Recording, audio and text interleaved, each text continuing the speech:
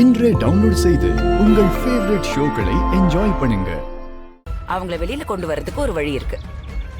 அதுக்கு சின்னதா நீ எனக்கு ஒரு ஃபேவர் பண்ணணும். பண்ணுவியா? என்ன பண்ணணும்? சிம்பிள். உன் பெரியப்பன் கிட்ட சொல்லி முறைப்படி பத்திரத்தை என் பேருக்கு எழுதி கொடுக்க சொல்லு. அடுத்த நிமிஷமே உன் மாமனும் சித்தப்பனும் வெளியில வந்துருவாங்க. இப்ப எதுக்கு சிரிக்கிற? ஏற்கனவே ரெஜிஸ்டர் பண்ண இடத்த எதுக்கு மறுபடியும் ரெஜிஸ்டர் பண்ணணும்னு சொல்றீங்க?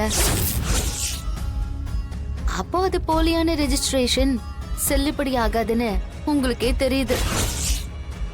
அப்படின்னா இனிமேதான் ஆட்டமே ஆரம்பிக்க போகுது. என் மாமாவையும் சித்தப்பாவையும் எப்படி வெளியில கொண்டு வர்றதுன்னு எனக்கு தெரியும்.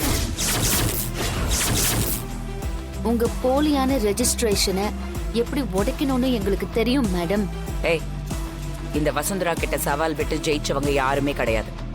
அப்படின்னா உங்களை ஜெயிச்ச முதல் ஆள் நானா தான் இருக்க போறேன். நீங்க எனக்கு ஒரு ஃபேவர் பண்ண முடியுமா? என்னன்னு சொல்லு.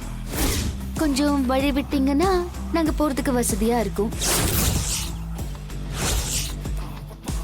வக்கீல் சார், நாங்க உங்களுக்கு கால் பண்றோம். கிளம்புறோம். வாச்சினோம். வரோம் சார். வாங்க. நீங்க கேட்ட கேள்விக்கு அர்த்தம் என்னன்னு தெரியுமா அத்தை?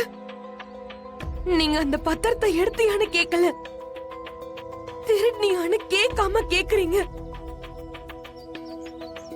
அத்தை, இப்படி ஒரு வார்த்தையை கேட்டுட்டு இதுக்கப்புறம் நான் இந்த வீட்டுல இருக்கணுமா?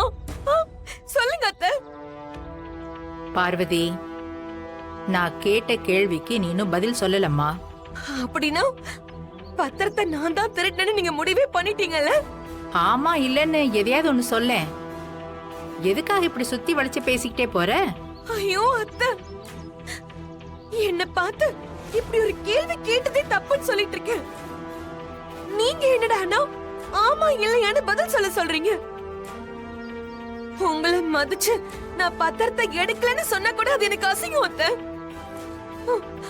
நான்லாம் சொல்ல மாட்டேன் அத்தை. அப்படி ஒரு வார்த்தை நான் சொல்லவே மாட்டேன்.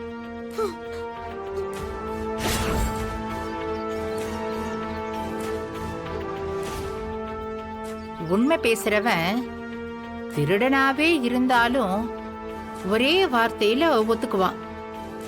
இந்த பொய் பேசுறவங்க தான் அப்படியே சுத்தி வளைச்சு 1000 கதை பேசுவாங்க. நான் தப்பு பண்ணலன்னு நிரூபிக்க 1000 வார்த்தை பேசிதான் அத்தை ஆகணும்.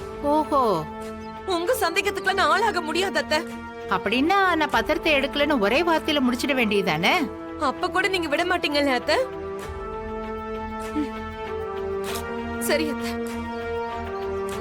நான் நிரூபிக்கிறதுக்காக உங்க மேல நான் சத்தியம் பண்றேன் அத்தை. ஏய், உங்க மேல சத்தியமா நான் அந்த பத்திரத்தை எடுக்கல அத்தை. போதுமா? சித்தர் சொன்ன மாதிரி இத பார்வதி தான் பண்ணிருக்கா. இவகிட்ட கேட்டா ஒத்துக்க மாட்டா. கையும் களவுமா தான் பிடிக்கணும். பிடிக்கிறேன் அத்தை, என்னை இதோட விட்டுருங்க. கார்த்திகை தீபத்தன்னைக்கு நிலப்பத்திரம் கைக்கு வந்தாகணும். அன்னைக்கே பூமி பூஜை நடந்தாகணும். அப்படி நடக்கலன்னா உயிரோடவே இருக்க மாட்டேன்னு சொல்லிட்டு வந்திருக்கான்.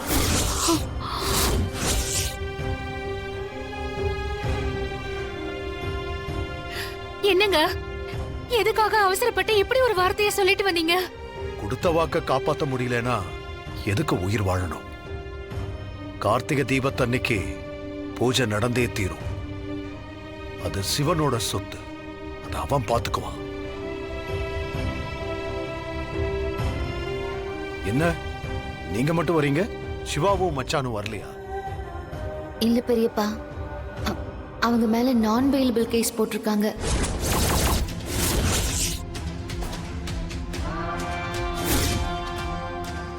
வசுந்தரா ஆபீஸ்ல போய் கலாட்டா பண்ணாங்க, அவ்வளவுதானே?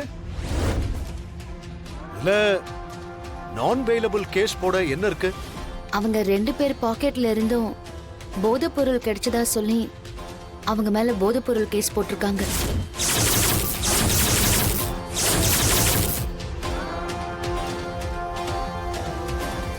ஐயோ, நான் பெயிலபிள்ங்கிறதுனால அவங்களுக்கு ஜாமீன் கிடையாதுன்னு சொல்லிட்டாங்க. இவங்களுக்கு எதுக்கு இந்த வேண்டாத வேலை? அந்த வசுந்தரா என்ன லேஸ் பட்டாளா? அவகிட்ட மோதுனா சும்மா விட்டுருவாளா?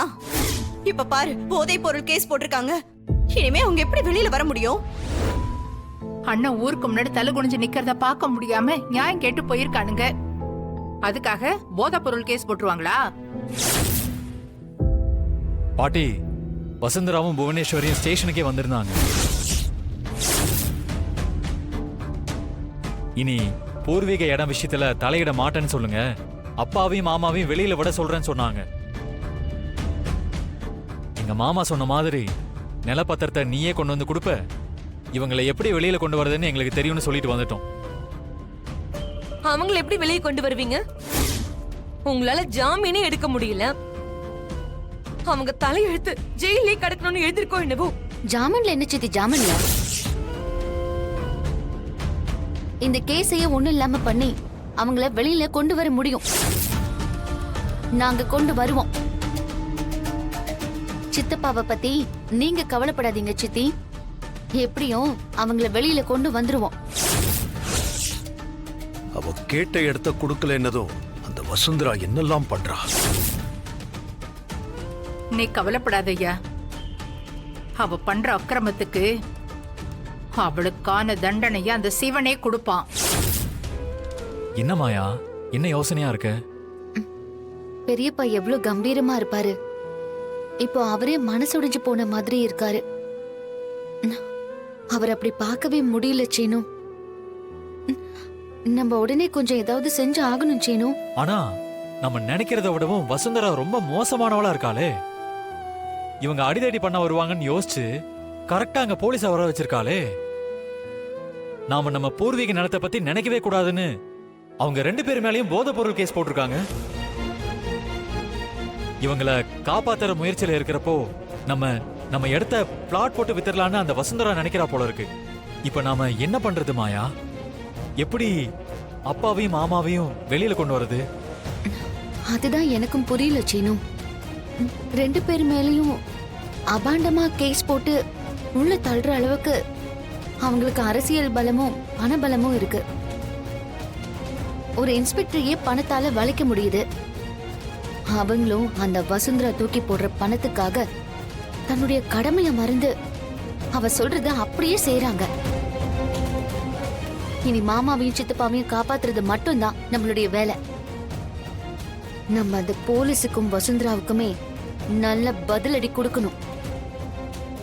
ஆமா மாயா, எவ்வளவு தைரியம் இருந்தா இது அத்தனையும் நான் தான் பண்ணேன்னு சொல்லி உன்னால முடிஞ்சதை பாத்துக்கோன்னு நம்ம கிட்டே சவால் விடுவா. அவளுக்கு சரியான பாடம் நம்ம கத்து கொடுக்கணும் மாயா. அது மட்டும் இல்ல சீனு, வசுந்தராவை சரியா சிக்க வைக்கணும்.